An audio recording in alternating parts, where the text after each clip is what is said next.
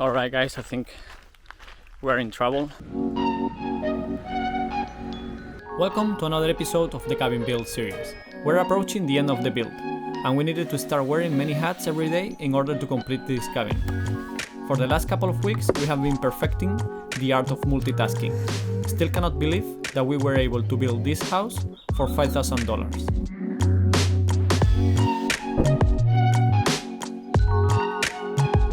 I'm Eugenia, and this is Pepe, Aspect and Lolita. We are an architect and a designer that moved to the countryside to self-build our new home. After traveling for a year in our self-converted camper van, we decided to settle in.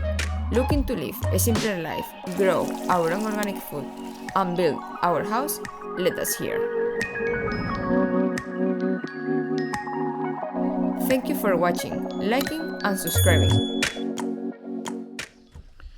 Another day of microtasks. Today I'm gonna be trying to tackle a few microtasks that we have pending. One of them is to make all the compartments here for the kitchen drawer, so we can start using this kitchen as a daily basis. And I know we can buy something from IKEA, like a plastic thing, to have everything organized, but we want to do it custom like we did in the van. I'm gonna show you now. We're gonna have fork, knives, spoons, and little forks, and then another section for long knives, and a separate section for bigger spoons and stuff. Here we're gonna have a section for kitchen cloths. So yeah, we're gonna be building this out of 9mm plywood. We really like how it looks in the van, and we're planning to do the same. Eugenia is ready for planting season. We have all the seeds that we want to plant already spread out, and she's working on the layout. She actually did quite some progress out here. We didn't record because we only have one camera, so we had to pick either showing what was going on inside the house and what was going on in the garden, and we picked to show what was going on in the house. Let us know in the comments if you are also interested in what we do in the garden. She reuses these milk containers and she cuts them and make planters with them. Here are all the little plants that she's growing. Here is a farmer.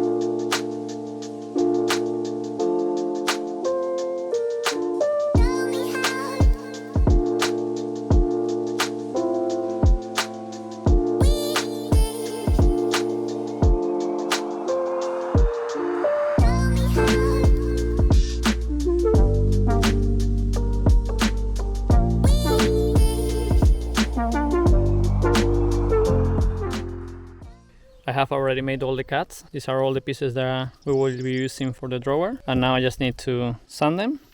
And after that, I will round the edges with this and ready to install.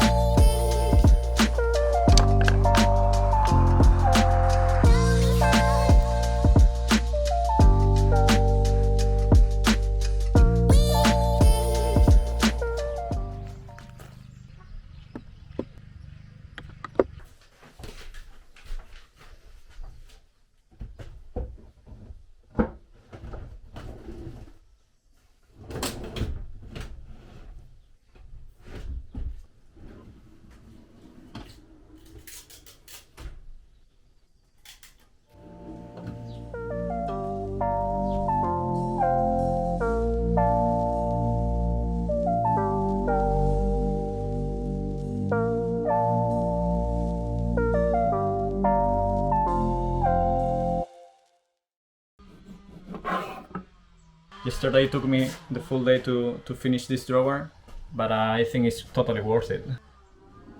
Completely worth it. It looks fantastic, and these little things are what makes the difference from just a IKEA kitchen to a custom-made kitchen.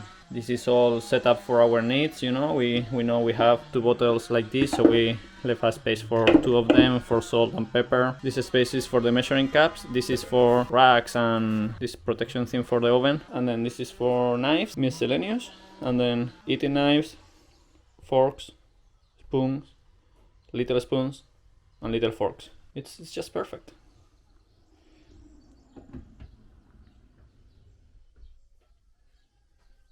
Good morning, guys.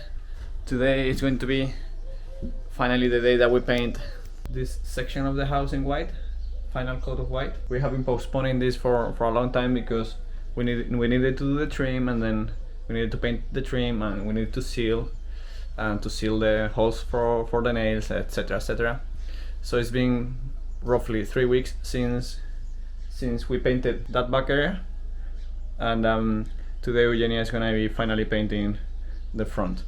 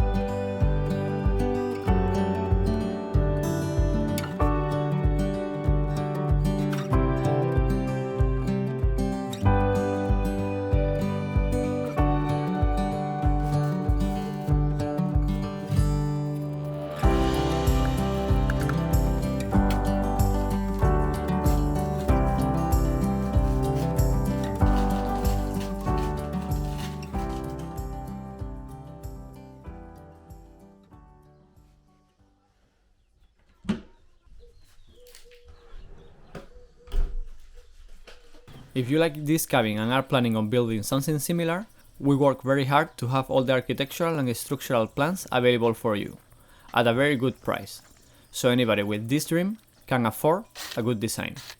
Links in the description below.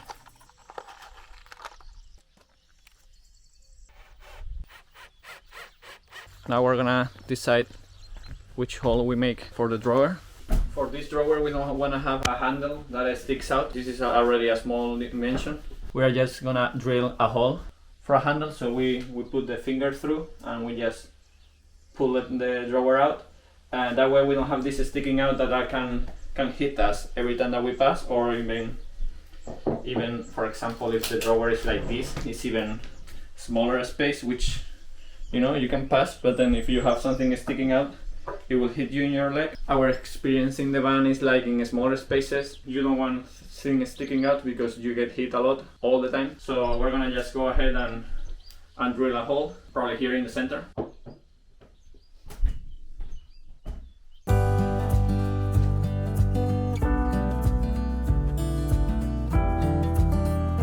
I just tested how this one looks, and I think that's the one we're gonna use. It looks very good.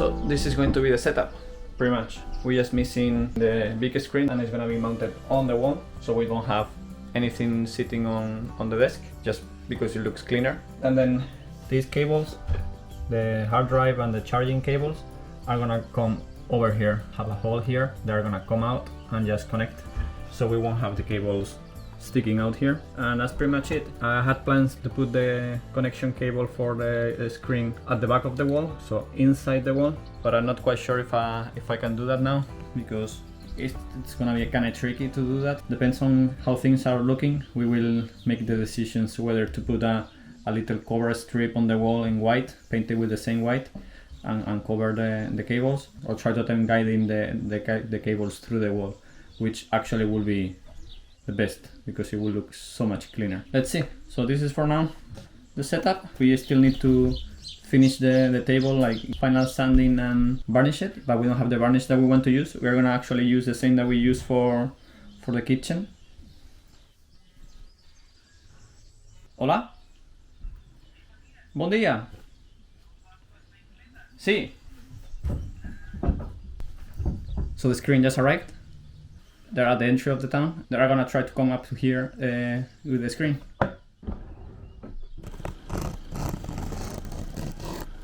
So this VESA mounting plate is a bit too big for the screen, because we need the 75 by 75. So I'm gonna just cut this with a grinder.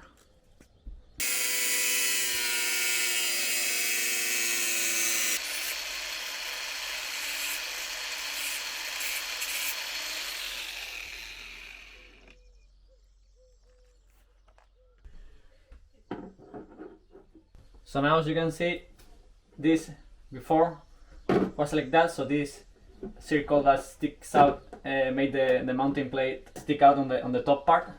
So since I cut it, it's all flash now. They sell some sort of spacers, and also the mounting plate came with these spacers that we could have put here, but then it will make the screen stick out more to the outside of the wall, and I want it as close as possible.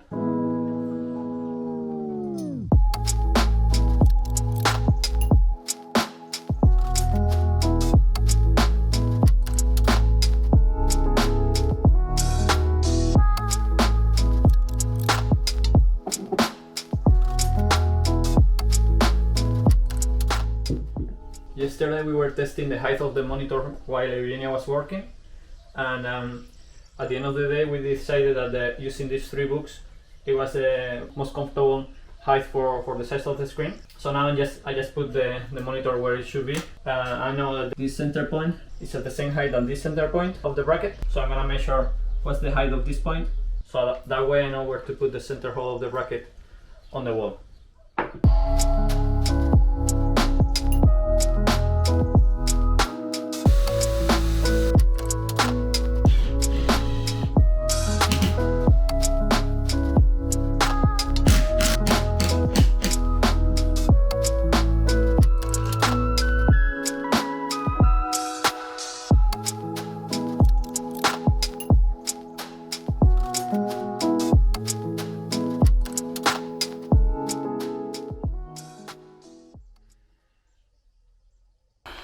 Alright guys, I think we're in trouble. The Land Rover broke down the other day when I was going to record some drone footage. It was like 6 a.m. in the morning, and it broke down. The engine, I think one of the piston rings probably fell out of place and broke the engine. So now a tow truck is gonna come pick it up. We left it actually in the middle of the dirt road, but I went with a friend, one of the neighbors, to tow it up to here, so the tow truck can actually grab it here and take it to the mechanic. I wish I could do this job myself. Wish me luck, guys.